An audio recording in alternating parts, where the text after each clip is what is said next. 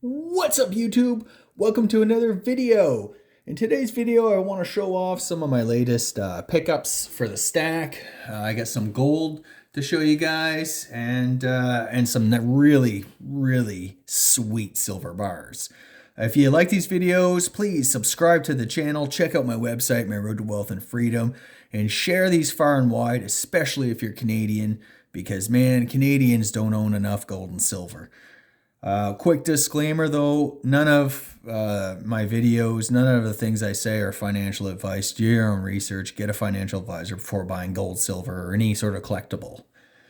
So yeah, guys, I've been kind of picking up a lot of silver in the last little bit, and I showed you guys. I got this 5 ounce JM bar a while back, and it's just kind of like the blank back. Nothing too special, but just a really nice piece, a really nice chunk of silver. I got a few 10 ounce bars, but it was my first 5 ounce pickup, and I'm thinking the 5 ounces are kind of nice. But I really like the 10 ounce. I think that's kind of my standard sort of piece, unless I can find like a really cool old like poor vintage of 5 ounce or something like that. I'm going with the tens. So yeah, I just want to kind of talk a little bit about some of my latest pickups. This is one of my absolute favorite pieces of silver now. This is a 10 ounce JM bar. This is an old vintage poured bar. I guess they pour it into like a cast mold and then stamp it afterwards. Really nice. This is the large logo. So according to All Anglehard, these are kind of like tier 2 bars. There's less than a tier 2 bar is one where the mintage is less than 5,000. And these bars that I'm about to show you, they have a mintage of less than 2,000. And who knows how many survived. But yeah, it's kind of funny. This is like generic silver basically, but Engelhard and JM, they've become highly collectible now. You don't really see them that much anymore, and when they do, they want a lot of money at auctions for them and stuff like that.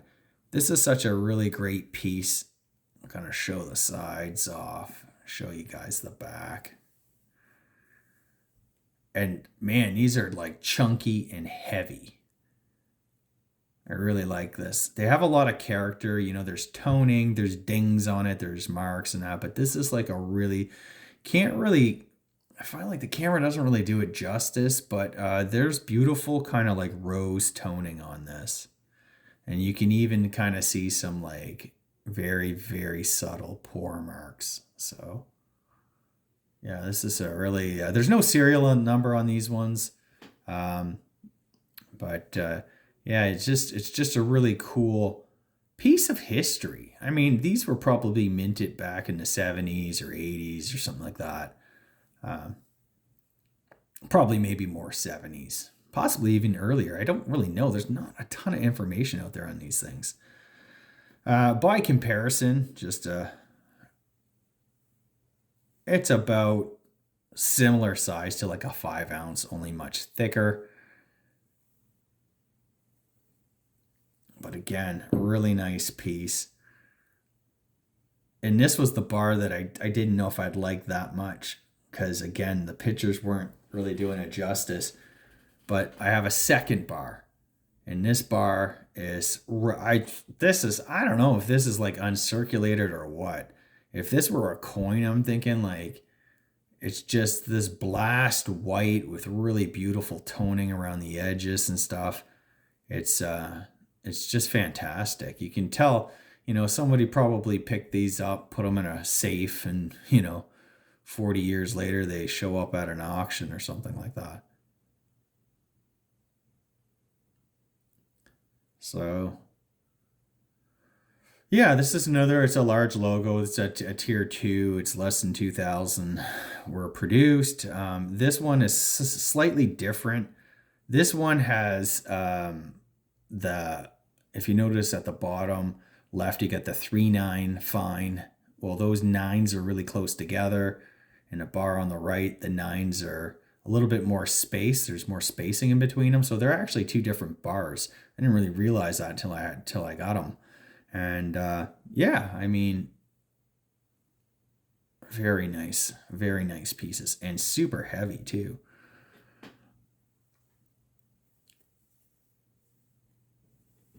So again, this one has some really cool toning. Really nice characters. You can see some pour lines or some cooling lines on this one as well. Very subtle. I actually managed to pick up another one. Not like this. The other one I got is like a tier 1 bar, I guess. There's less than, I think, 250 of them made, so I want to kind of showcase that.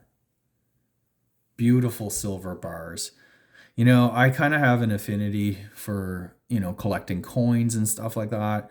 And part of that's sort of how I came to stacking, to be honest. Um, and I just love old vintage silver bars, gold bars, all that stuff. All, especially like the old historical kind of gold coins, silver coins, all that stuff. I know I've shown you guys tons of that. If you're new to the channel, check out some of my other videos. But here's one I picked up that I never showed you guys. I got this one back in January. And man, this was one of, we all kind of have, I guess, like the grails that we wanted to pick up and stuff like that. I was collecting a lot of Imperial Russian gold, and this is a beautiful example of a 15 ruble. 15 ruble, 1897. 15 ruble.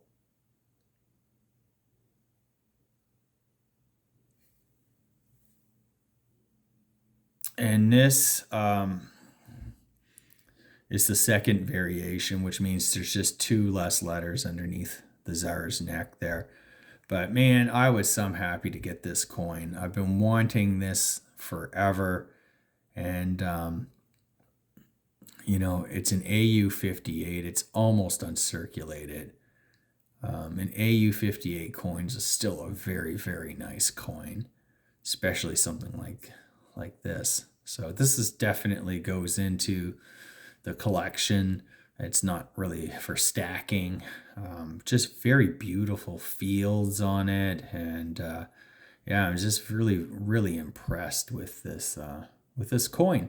So definitely something I'm going to have in the collection, and it's really thick. If you kind of take a look at it on the sides there, it's pretty thick.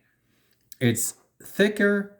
It's less diameter than my other. This is my Napoleon year. What is it? Year 11 or something like that. I can't remember now. But this is another really great coin. But if I hold them side by side, you can see the Napoleon has a larger diameter, less thick than the Russian 15 ruble. Again, another really great piece. These are more kind of collector. It's not really, they can be bullion, I guess, but some at a certain point, bullion becomes collectible, and with these two coins, due to their high grades and that, and desirability. I mean, you're looking at a coin with like Napoleon on it, dude. This is like just a really cool coin, and even in terrible condition, they fetch quite a bit. But yeah, it's kind of neat. It's kind of interesting.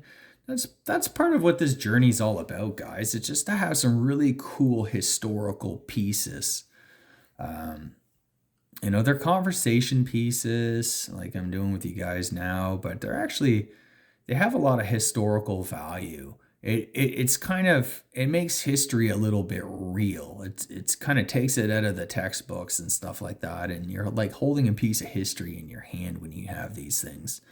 And I don't know, for some reason that's just kind of appealing to me. Maybe it is to you guys as well. But anyway, so now I have a kind of question for the community out there. I don't really know what I should store these bars in. My other kind of bars, my other 10-ounce bars, that they came sealed. They're the ones that are like minted bars. So they came sealed, and I just kept them in the seal and threw them in bubble wrap. Um, and I do have moisture munchers like the silica gel beads and stuff like that. But for this old vintage stuff, I don't really know what to do in terms of storage so that you don't damage it. I mean, I handle most coins, anything that's not encapsulated or in some sort of protective thing. I handle it with these cotton gloves. Obviously, I try not to touch the face of it. I just usually hold it by the side. But I don't want to in any way, like if I wrap these in plastic bubble wrap or anything like that, I'm just kind of worried that the chemicals in the plastic may, cause this to go a little bit blue or something like that.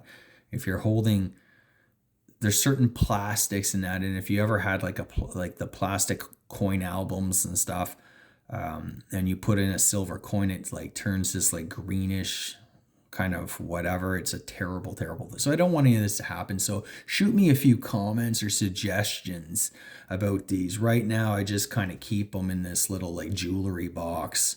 But that itself has a bit of foam in it. And again, foams have chemicals and stuff that I don't want to really screw up these really sweet bars. So let me know what you think. Hope you enjoyed this video. Have a great weekend, everybody. Like, subscribe, and keep stacking. Cheers.